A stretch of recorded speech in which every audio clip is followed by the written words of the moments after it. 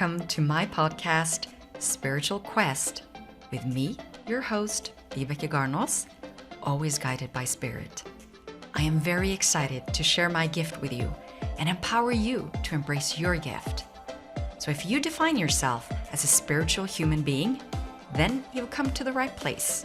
So prepare yourself now for an amazing journey where your soul will lead the way. Hi there, and welcome to Spiritual Quest Podcast. I'm your host, Vibeke Garnos, always guided by Spirit. So what does that mean, always guided by Spirit? Well, today we'll dive deeper into this topic and how you can reinvent your life by listening and tuning into your intuition. My guest is a globally recognized author, cultural leader, and teacher of intuition. Linking spirituality, science, and culture, her mission is to empower all people to live extraordinary lives through the expansion of intuitive consciousness. Kim Chestney is the founder of Intuition Lab, which is an international school dedicated to teaching a practical, integratable approach to awakening and attuning humanity's innate intuitive nature. Her books, Radical Intuition, A Revolutionary Guide to Using Your Inner Power, and the Psychic Workshop, a complete program for fulfilling your spiritual potential, have been published around the world and translated into multiple languages for over 10 years. Kim leads life-changing intuition empowerment retreats, online courses, and workshops that cultivate a new practice of insightfulness that leads individuals deeper into the awareness of their true inner nature and the powerful reality of the world beyond. Her pioneering work has been featured by ABC News, Coast to Coast AM, the Omega Institute, Spiritual and Health, Mantra Wellness, Energy Medicine, among others. It's my great pleasure to introduce the insightful Kim Chestney. Welcome, Kim, to Spiritual Quest. Thank you so much for having me. It's great to be here today. Thank you. I can see that we're lagging a little bit in our image and voice, but we'll go with the flow, shall we, Kim? And would you please just share a little bit? I think I said a lot about what you do, and I'm so impressed, to be honest. And when we have a common friend, and when I heard that you were doing something with him, and I kind of read up on you, I was like, whoa, I need to have this woman on my show because you're kind of like the queen of intuition, if you wish. So how did you get into all that? Oh, wow. So great question. And the answer is I never planned to do anything like this. Sometimes life just takes you where you need to go, as I'm sure you realize. And part of that whole process is just following your intuition. So, really as a young child, I had very strong intuition. I had things happen in my life intuitively that I sought to understand. So I think my journey was really a process of understanding my world and a lot of the things that we talk about with Pete, with quantum consciousness and understanding the higher dimension of reality, because I realized really early on there's so much more to life than what they teach us. And anyone who's had any little glimpse of a spiritual awakening or any kind of experience that doesn't fit in the confines of this, sort of three-dimensional world of time and space, once something like that happens, you realize that there's more to it. And so it really started me on this quest to investigate that world and understand that world and what it means to us and in our growth as human beings. Wow. So you said you started as a child. You have experiences. Would you share a little bit about how these experiences and how it affected you as a child? Yeah, I think when I was young, the first thing was I grew up in a haunted house. Oh, yeah. So when I was little, all kinds of strange metaphysical things would happen. TVs would turn on, doors would close, and this would just became like a normal way of life in my family. We all saw it, we all experienced it. So as really early on, it got in me that there's something else happening, and I think when I was in my teens and 20s, this is a funny story actually. When I was living in England and I went to the Hull Fair, which if you've ever been to Northern England, it's a wonderful fair that comes through in the fall, and they have gypsies and carnivals and all this stuff. And there was a gypsy there who read my palms. It was just like the equivalent of like $5. It was next to nothing. She was the sweetest woman. And she told me, she gave me a date. She said, in 1994, you're going to be in a foreign courtroom. And I was just like, okay, wow. Okay, so I was in England, so I was thinking maybe something was going to happen when I was back at the States. And lo and behold, in 1993, I got a jury summons, and I ended up being in a national court case in 1994. And I was sequestered, and it was this really big deal. So I thought, oh my gosh, it is possible to know the future. I was without a doubt sure that it was possible. And that opened up this whole line of thinking of, if she can do it, can we all do it? How is it possible? And that's really, we went down this sort of rabbit hole in quantum thinking and starting to understand our ability to know things beyond time and space. And it's actually very real and possible, despite what we've been told our whole lives. So when you got this future reading, or I don't know what you call it, but is it a future reading? Is that what you call it? Or intuition reading, or palm reading? Or I'm sure there's a label for it. Palm reading? She was reading palms. That's what she did. Okay. So when she read your palm and you got this information, because you did have experiences prior to this. So you and your family, like you said, you had experiences with your house and everything going on. So other dimensions. But reading the future, what did that do, or did it shift you in the way you look at your life or your direction of life? Or did you just go, okay, we'll see what happens? No, it really changed everything for me. It really started to drive me. It became sort of my core motivation in life to understand how this is possible. And that's one of the reasons why I founded Intuition Lab, because I wanted to understand how to do it. And so I've been researching this and practicing it and all this stuff for almost 30 years now. So it's really been this process of figuring out what we can do with our own vibration and our own state of consciousness and awareness to open up to those dimensions that are beyond the reality that we're living in. And this is one of the things I talk about a lot, and I talked about with Pete, is the idea that intuition is a kind of quantum thinking. So we've been taught our whole life to think in the Newtonian way, that's cause and effect, right? Time, moment by moment, action, reaction. That's how we're taught to understand our world. And that's the way the physical reality works, 3-dimension. But now we understand there's a thing called quantum physics, and there's a whole nother reality at work behind this simulation that we're living in. So the intellectual mind can't work or reach that reality because it's wired to think linearly to interact with this world. That's what the gift of intuition is. The intuition is our ability to access the quantum world. So with our intuition, we think like the quantum world does. We can jump from A to B without all the thinking in between. There's no such thing as time. All of the data of the universe is out there, and we intuitively have access to all those points, past, future, parallel, all of it.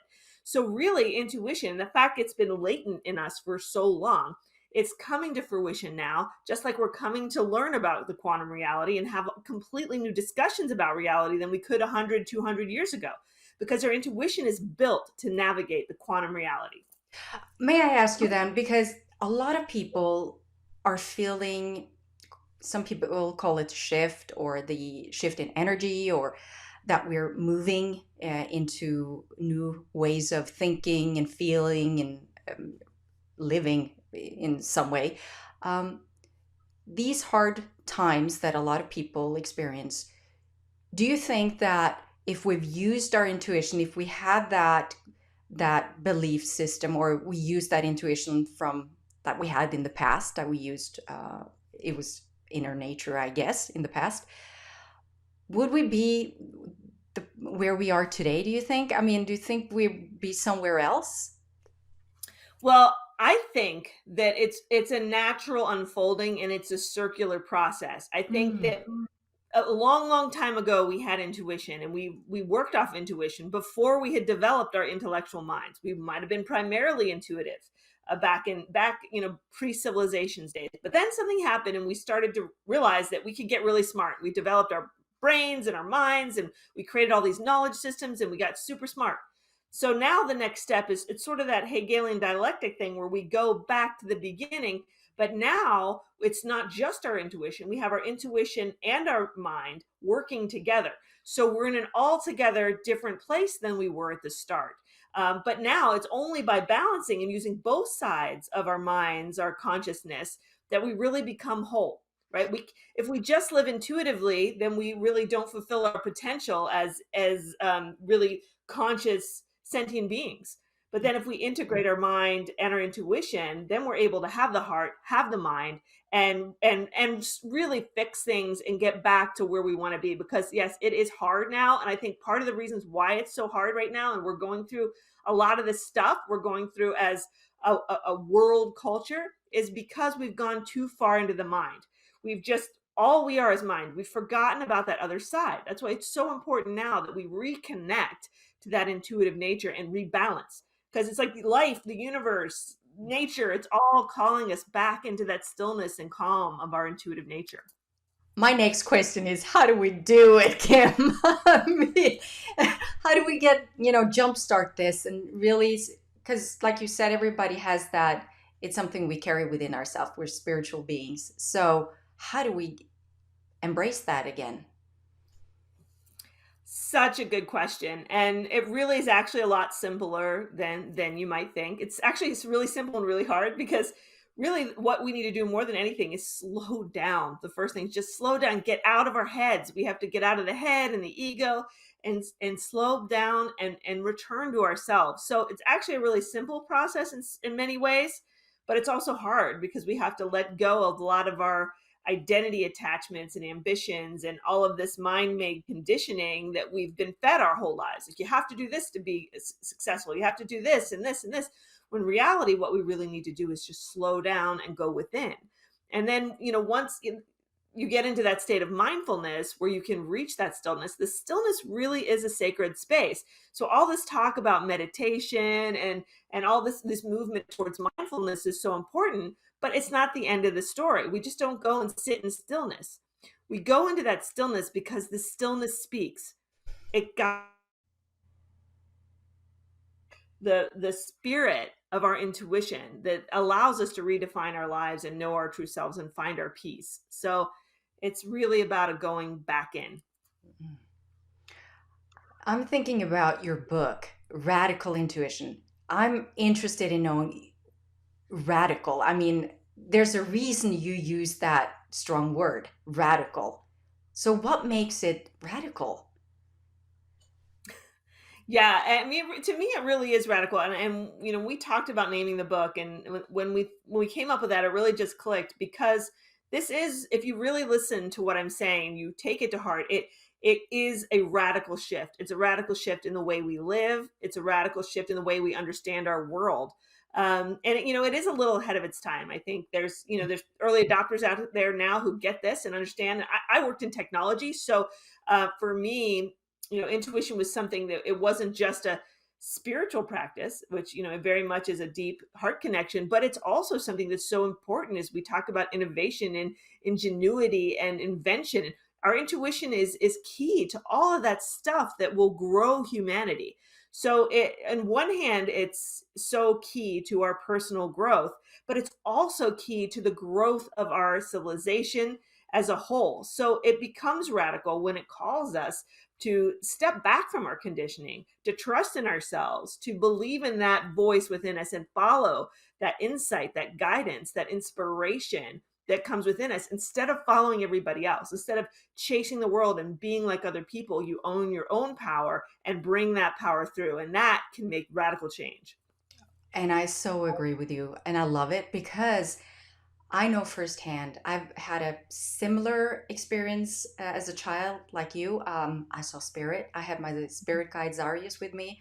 My first recollection of him was in my mother's womb, Oh, and so I remember playing with him when I was a child, and my life, and I had visions of my life. I knew what was going to happen and unfold in my life until the age of 30, when everything was dark, where I actually went through a depression because I wanted to follow the crowd. I wanted to be part of, not be the weird one, if you wish, and not be so sensitive. Just because I felt like I needed to be someone else. I needed to fit in somehow, to get the job, to be accepted, to to just live and be part of society. I had to follow a norm. And that actually radically made me go into darkness.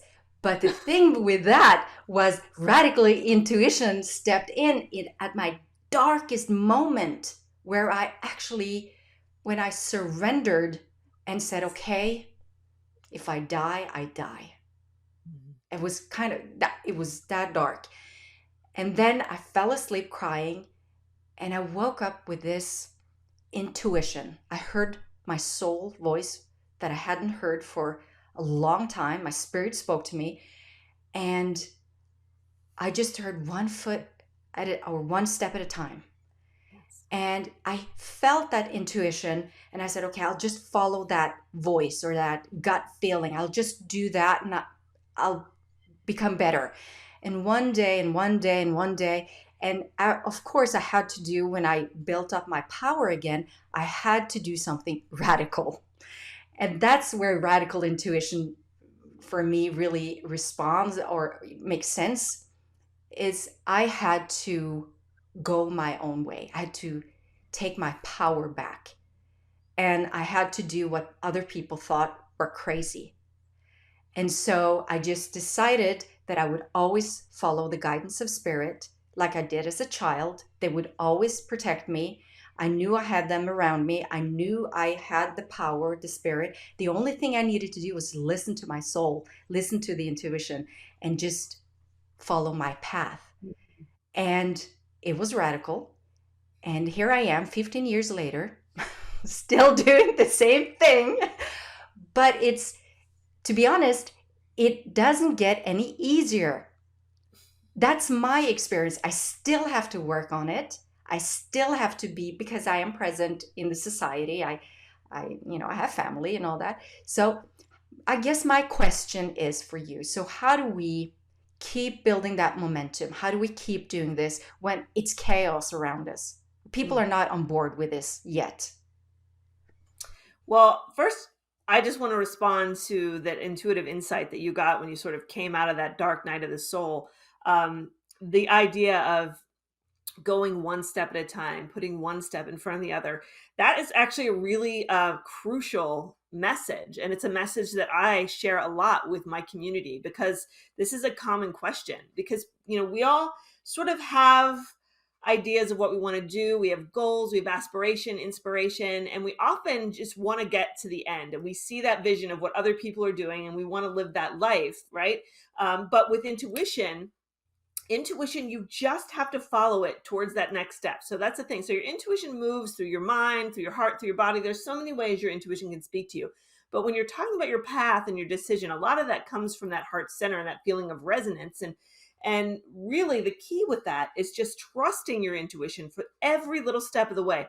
And if you do that, you will get to the right place where you're meant to go, right? We always think we know where we're going to go. Oh, this is where I want to go. But really, there's something better, and your intuition knows what it is. Your intuition is your best friend.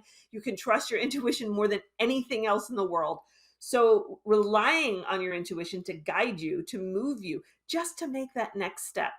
As hard as things are, when things are falling down around you, listen to what is that next step, because no matter how dark a hole you are down, your intuition can pull you out if you just take that next step, that next step, that next step that our mind can't even foresee. So that's really, I think, a key for getting us back up to where we need to be. And you're so right, it's not, it doesn't just get magically easier, right? I mean, I do say with intuition, when we learn to follow our intuition and live in harmony with intuition, we learn the easy way instead of the hard way, right? So you're just following that path of resonance, so the doors open and things align. That's your intuitive path.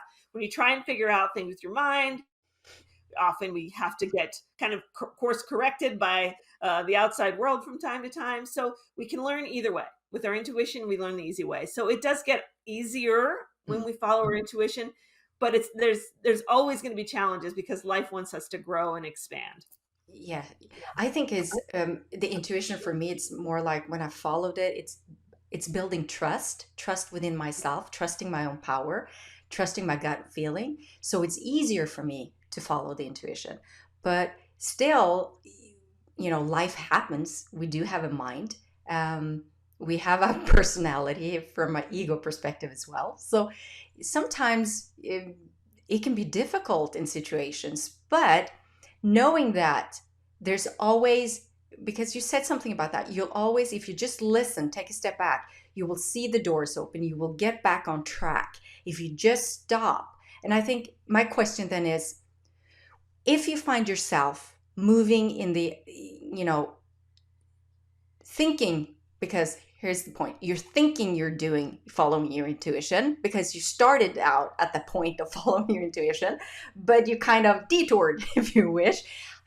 How do we go back to default or to follow your intuition? Yeah, that's actually one of the biggest questions that I get. Is like, how do I know I'm actually following my intuition? Right. So in the book, Radical Intuition, I have like a checklist that'll say qualities of real intuition versus qualities of non-intuition. Right. So there's a whole bunch of them, and but to summarize it roughly is, we want to stay attuned to that still small voice of peace and power. Right. Those are qualities of our intuition versus our feelings, our wants, wishes, ambitions, all of that stuff, fears, all of those things are voices. There's not just one voice in our head, right? Because there's a lot of voices in our head. Our job is to tune into that true voice, to that solid centered voice of our intuition. So learning what your intuition feels like, and like you said, the more that you practice it and build trust in it, then you'll know it. You'll be like, okay, this is how my intuition feels because it worked great for me last time. I know I can trust this. So it's really important that we, consciously embrace our intuition, develop our intuition. It's like your mind, right? We weren't born being really smart. We went to go to school. We learned how to use our minds. We have to learn how to use our intuition too, and that takes practice and attention and that moving inward. So yeah, so I think it's a process of trust building, and practice will help you to like get back into that natural way of insightfulness. I think also when you're talking, I'm thinking about the awareness that you get when you follow your intuition. It's like your perception consciousness expands. It's like you're not, or at least that's how it is for me. Like I can feel the push of the energy. I can feel my heart vibration activate. I can feel the pull. It's like the soul's calling that I can, okay, so this is right. This is the way moving forward. This is right for me at this moment. But of course I have to be aware of where I place my footing, if you wish, that I go with peaceful footsteps. I like to look at it that way, that I don't run or rush, just go with peaceful footsteps, be present, listen, and be aware of anything that comes your way, like reading the signs, if you wish, as long as you choose to be open and have that. So I think intuition for me is also the opening to something much, much greater. So I don't know, does that come with experience, or do you think that some people are just more intuitive than others? Great question. So I think that first of all, everybody's got intuition. Everybody is intuitive, just like everybody is smart and has the ability to use their intellectual minds. Everybody has their ability to use their intuitive mind. Some people, it's just like a talent. Some people were born more naturally open to it. Like some people can play the piano or the guitar, or some people are artists. It's a lot like that. You can have a natural affinity to intuition. So some people might have to work a little harder to develop their intuition, but everybody can do it. It's just part of our nature.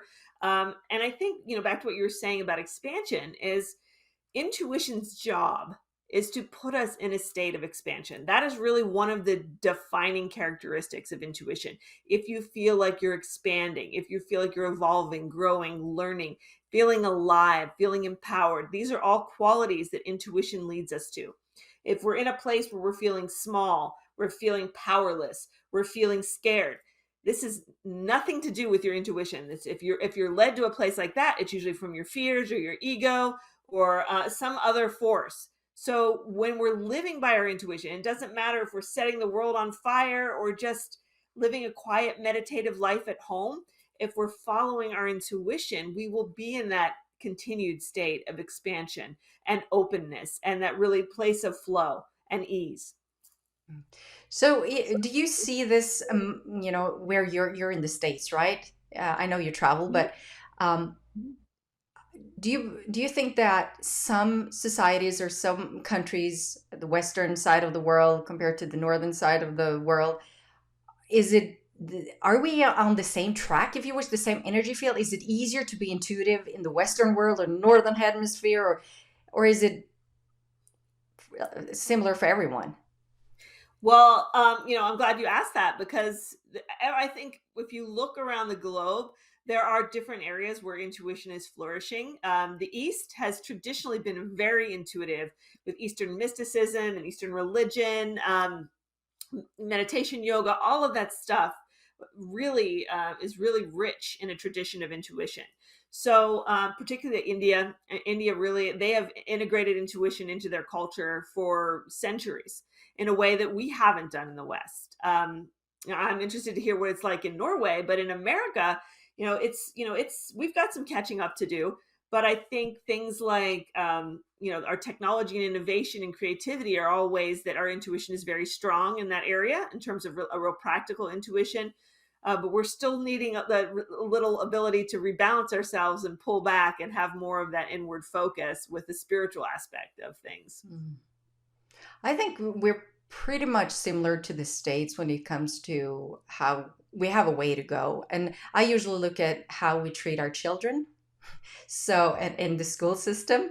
So that really gives us, a glimpse into the future, right? So I have a child, my youngest daughter. I have two girls, but my youngest, she's very intuitive. She had the same gifts, if you wish, like me. So she sees spirits and she sees the aura. And she's now 15 and she's kind of not, she's more out there, just like me, trying to fit in, finding her way.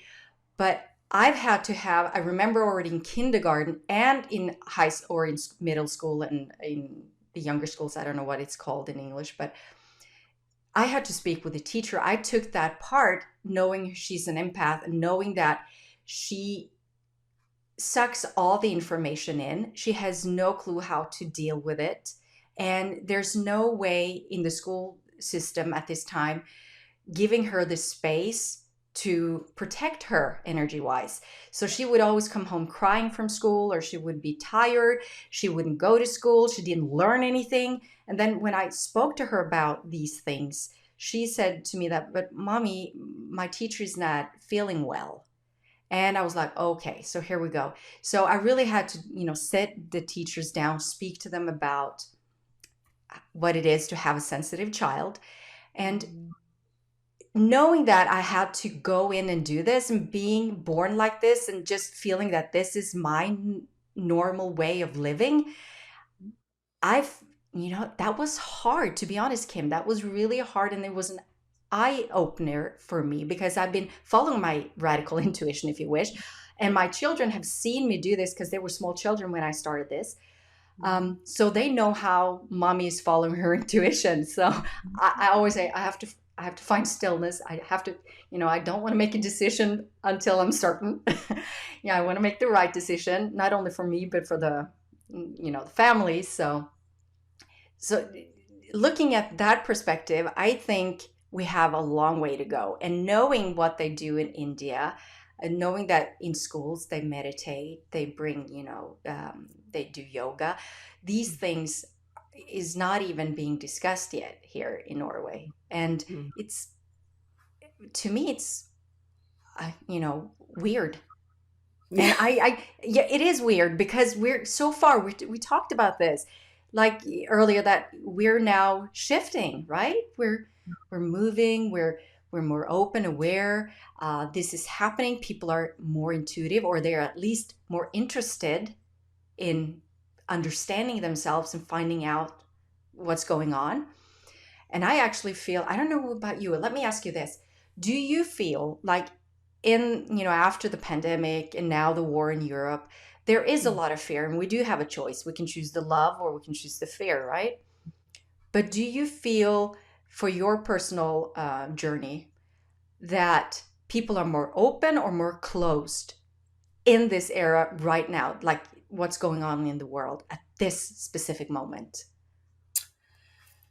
I mean, what I'm seeing, with my students and with the people that I work with and know in my community, I think there is a huge dissonance that's happening right now. And I think as a whole, people feel really uncertain. I don't know that necessarily fear is the right word, but there's this under sort of foundational element of uncertainty. Like we've lost that ability of trust in our world because we thought, oh, we're living in a safe world. Well, then a pandemic comes. Like, wow, like whoever thought we could close down schools and go in quarantine? Like that's a kind of thing that, when we were kids, never in a million years would we have thought something like that would happen.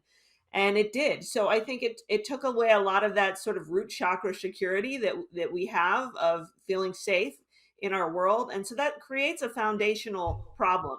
I think that we're all sort of going through kind of collective trauma on that regard. And now the war, I mean, the war is just, I mean, we did not need this right now, like, I mean, we did not need to have to deal with this all of these horrible, horrible things that are happening over there. So, I mean, I really feel like this level of uncertainty is something that, we talk about intuition. Intuition is something that guides us through that uncertainty. And when we trust and live in the moment, whether we're surrounded by love or surrounded by fear or really witnessing firsthand, the darkness that can happen in this world. We just have to know and trust that our intuition is still there for us no matter what, and will take us on that next little step to get us back, hopefully back to center, back to vibrancy, back to this living, this life of truth and happiness that we're all hoping for. Mm, so true. Um, Reflecting now on intuition in general, but is there any time when you should not use your intuition at this moment in time? Or is it something we should always follow?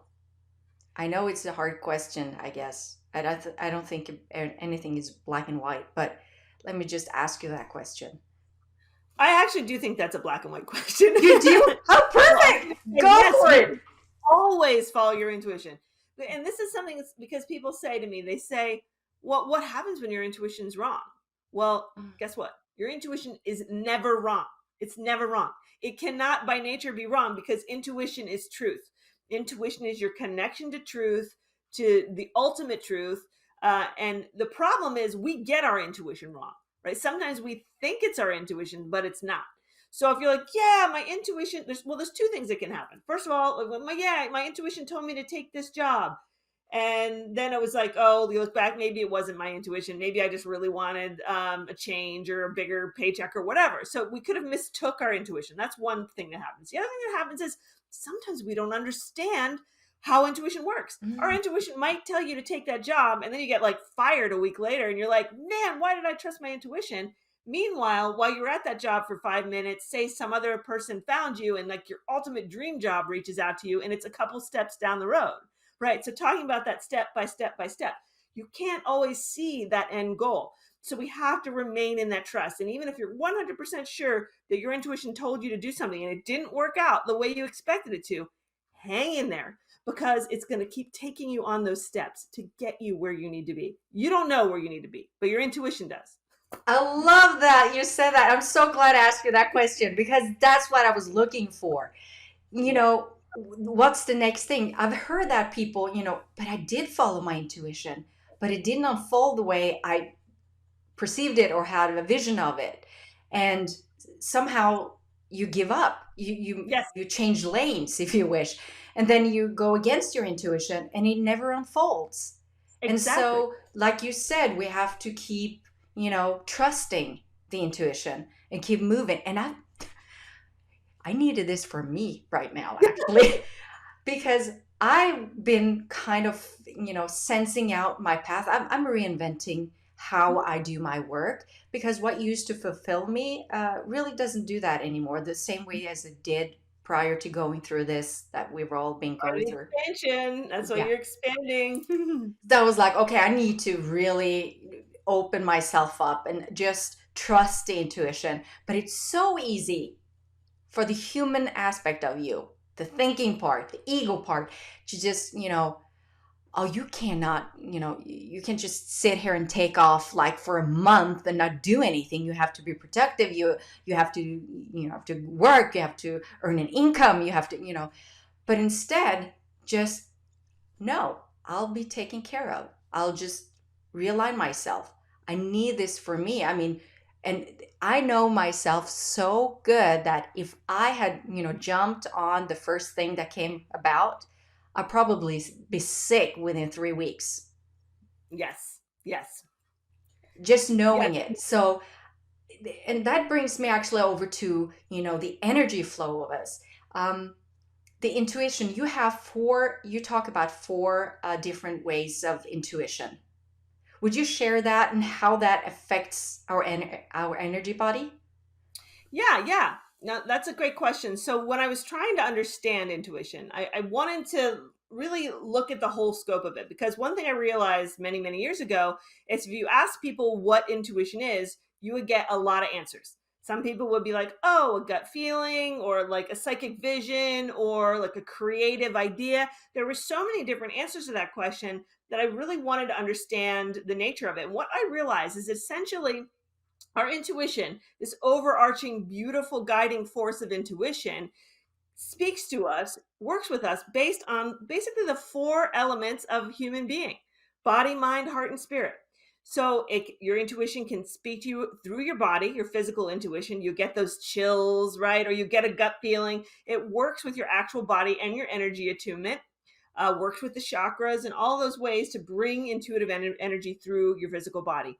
It also works through the mind, through your mental processes, through intuitive guidance, right? Making that choice, knowing which way to go, making that decision with confidence and clarity. That's how your inner guidance system, inner GPS works. And then through your heart, through your feelings, through being moved. So I always say we have to be really careful with your feelings, because intuition's not an emotion, it's emotive, right? So emotions are very much tied in with our ego and our personal sort of identity.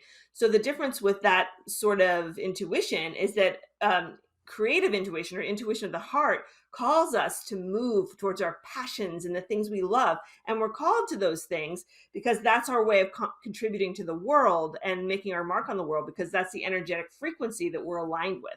So it's really about listening to our callings and those things on a higher level, instead of like our lower emotions, which might be like things that are, stuff for me personally instead of the world. So then the fourth type of intuition is the intuition of the spirit, which is those metaphysical experiences and those moments of connection with truth and God. Yogananda said that intuition is the soul's power of knowing God.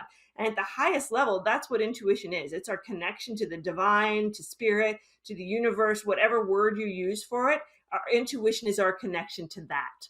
And the way that you connect to all of those things is by slowing down and being still, so that that intuition can move through the space between our thoughts, the silence, the peace within us. One of the things I always say, and this harkens back to what you said, do nothing like it's your job, right? So you talk about, oh, if I take a month off, like, oh my gosh, that's like so bad. I'm not doing what I'm supposed to do. Actually, that's the best thing you could do, because that's the silence, that's the space where these insights and discoveries and wisdom can flow through. Oh, hallelujah. Sorry, I'm just having to say that. I mean, I love that so much because I think the world needs that right now. Yes, we've been stuck in this pandemic and locked up, but we still need, you know, we had to go inside. But the piece I'm talking about is to find out who you want to be when you show up in this new world, if you wish. Like, Yes. how do I want to use my gifts? Why am I here? I think for me, even though I've asked myself those questions a lot, following my intuition and trusting that I know there's something bigger for me, but it's like living in the moment. You're trusting your intuition. So I'm not visualizing, if you wish, the future the way I used to see my future, but trusting that my intuition will bring me there or guide me there. I actually activated the gift of seeing again, because that was gone for a long while because I was thinking I was following my intuition. And Mhm. then I actually experienced that no, you're not. Yes, you are in one way, but you're detoured. Now you have to take a break. And that time I had to take a break for 3 months. I went actually on a TV show to get away from the whole world. I regressed back. Um, it's a reality show called The Farm. So you live in nature, you live off the land. Oh, And wow. with the guidance of spirit, they actually told me this a year before I got casted for the show that I would go there. And I told my husband, I think I'm going on the show. They go, no, you can't live out there. You're going to be hungry. You're not going to be somebody who people won't like you if you go out there. I was like, okay, let's not put that on me. But I ended up having, I remember telling a friend that I don't understand completely why, but I have to follow my intuition. I have to go. I have to realign myself. There's something I can't see, but I need to do it. And so that really detoxified me. I got to be with nature and animals. And I went all the way to the final week. So I was there 3 months. And I didn't have to take care of anybody else except for myself and the animals and just making sure, living off the land. And that was what I needed. I got Wow. really, so it was more like a healing journey for me than a reality show. So the reality Wow. hit when I got home and I saw myself on TV and I was like, oh, I was done with that. That's when I had to start, working with myself and saying, okay, so you have more to learn. So it was a great learning experience. But I just wanted to let you know that I know So sweet. firsthand being intuitive, following the guidance of spirit, and then finding out that you have to just push the button, stop, take a break, realign, Yes. listen. And it's so hard for me because I'm used my looking at my parents, they're always on the go. I mean, they Mhm. cannot sit still. So it's like I just really had to look at the adopted patterns, if you wish, again, reemerging. I just felt like, and I heard the voice of my father that, you have to be productive, you have to this. So all these things that I worked through just came floating up again. And I really had to take a look at myself and go, okay, so I'll have to surrender and forgive and release and cleanse. And then I'm ready to listen to my intuition. But until then, I'm not making any big decisions. So that's how I do it. I don't know. How do you do it, like personally, when you feel things are, really moving fast and it's chaotic? What is your go to? Yeah, that's tough. It is really tough because I think part of the work we have to do when we're developing our intuition and moving into this intuitive mindset of insightfulness is we really have to go through a time of deconditioning because we've been conditioned so much by these different voices in our heads, our parents, our schools, TV, culture, right? So making that radical shift to live true to yourself, meaning do what you need instead of what the world tells you to do. And that takes a while because that conditioning is deep. And especially, for instance, if you grow up with a family that's really, driven and driven towards accomplishment. And, I have family members that were like that too. Always go, couldn't sit still, couldn't sit still. So that really accentuates the need right now to allow ourselves to slow down and allow ourselves to take that piece. So it's not always a comfortable feeling, and that's something that I think is important to note with intuition. Intuition can make you uncomfortable, and that is something we have to realize, and in so many ways, right? Because it's going to call you out of your comfort zone, right? And it's going to teach you to do things because we want to expand, so we have to get out of the comfort zone. Sometimes it's going to course correct us, and that's not going to feel comfortable either.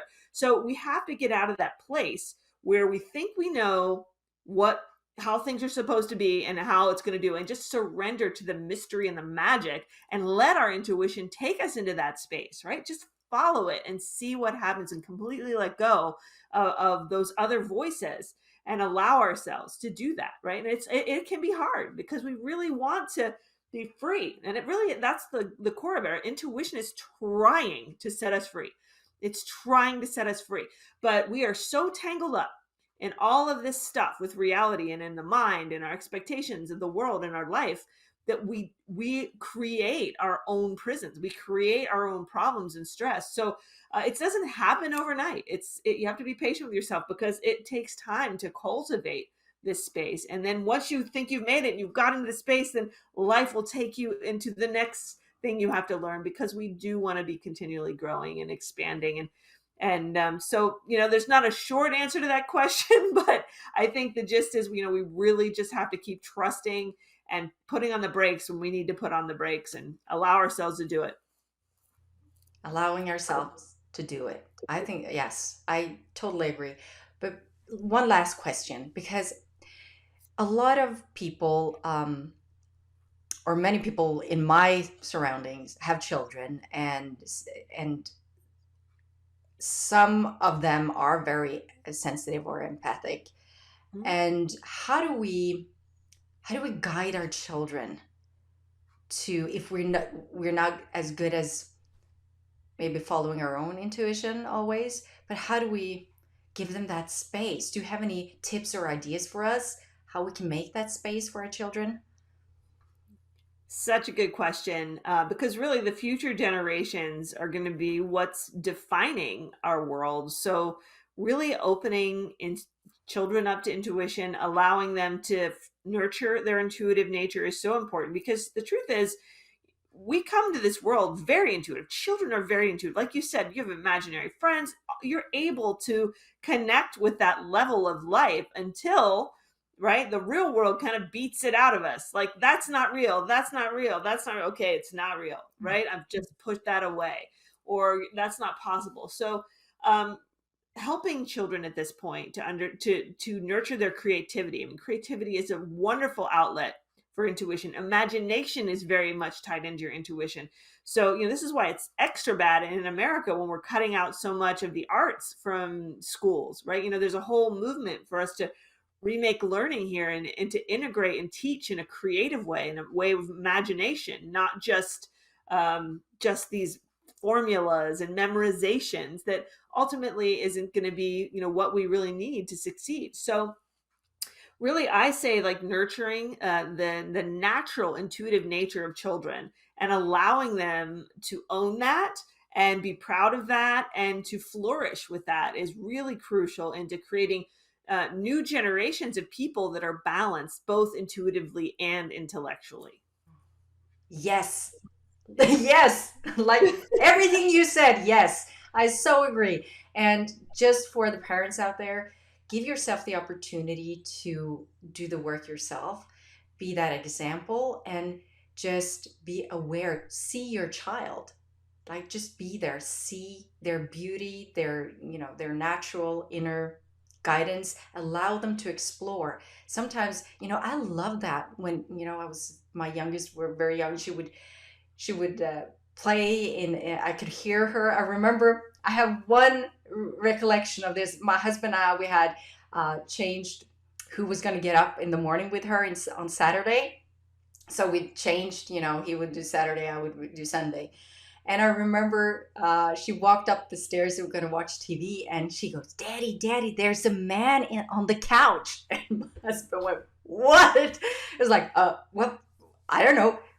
Tell him to go. And you could hear her just go, "Oh, my daddy says you need to go now. We are watching TV." And she goes, "Oh, now he's gone." And it was all quiet. That was such an hilarious experience. I was just, yes, yes. And I love the way my husband just gave her the space and just Yes, trusted her to deal with it, and yes. not, calling me out, or, just, well, why don't you just ask him to go? And it was just such a wonderful experience. I just wanted to share that, because I think that's, even though you don't experience it yourself, just give your child, just meet them where they are. So, Absolutely. That is 100% the right attitude. And he didn't shame her, tell her that, oh, she's seeing things, and, like, that's what our parents would have done in our generation, right? So this really is about acceptance and empowerment of these kids, and really validating that they are experiencing something. yeah. Wow, I just love our conversation, Kim. I could talk for hours with you. I mean, seriously, intuition is such a powerful thing, and I hope I can have you on another time, so go more in detail to Radical Intuition, the book, and maybe have you on um, like a live event so we could have some Yeah. question jump in for us, because I think a lot of people really, really need what you bring as your gift and your mission to, help people live extraordinary lives. So I'm really grateful for the work that you do, and thank you so much for spending time with us, Kim. Oh, thank you so much for having me. This has been a wonderful conversation. It's my pleasure. Thank you. So if you want to learn more about Kim, then of course I'll make sure that all the information is on the episode summary, link to your books, link to your webpage. And I know you have some classes and courses and everything. Is there any live events coming up that you offer now? Yeah, I have all kinds of different events and courses that you can jump in anytime. And actually, right now, if you want to just get started right now, folks want to start playing around, I have a free Wake Up Your Intuition guide on my website. So they can start to just play around and practice what we've been talking about today. Yeah, and so I'm doing some live events, but I'm here in America. Yeah, you're So right. But there's people in the States listening in, so you never know, right? yes, Yes. yes. So then we're going to North Carolina. We're doing our annual retreat this year at the Art of Living Center. So that'll be fantastic. I'm excited for that. Finally, after COVID, we can see people in real life again. I know, that's what I want. So I'm putting it out there. I want to go and see you, and I want to join one of your events one day. So I'm Yes. putting it out there. So let's see what happens, Sure. okay? Yeah. But thank you again, Kim. And for you who's listening, if you enjoyed this conversation, then listen to your intuition and share it with those you feel will benefit from this empowering conversation. And don't forget to sign up for the Spiritual Quest Podcast News Flash, where you'll have the opportunity to have your guests answer your question. So not only that, you'll receive an invitation to special events where you'll join me and my guests live. Thank you again, and sending you love and light from me, your host, and Kim Chestney, always guided by spirit. Thank you.